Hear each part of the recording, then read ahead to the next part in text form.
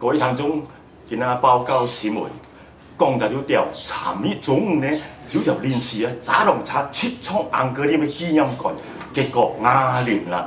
經過調查呢，原來呢，一條人士呢，在賭場呢入去85球前，落山呢，講撞向搭車紅哥啉，隨地呢踩不力就踩到油門，7衝上紀念館，而閃上大鑊路贏85球，唔知入位賠到累，後來經過調查呢，紅哥啉完全冇事，請個天下呢咳化多少？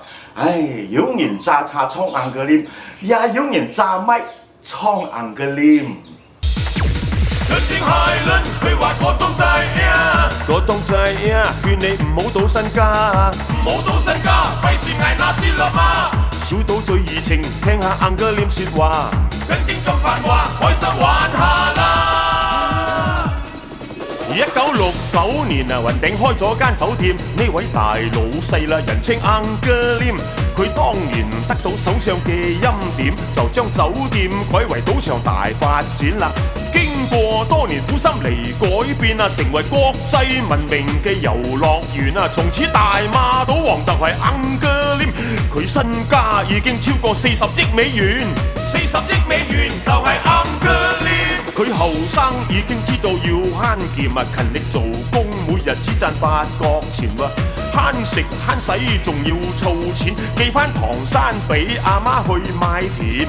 生活情況後來有改善，就響半山巴開間五金店啦。一見鍾情話有段姻緣，從此夫唱婦隨去面對挑戰。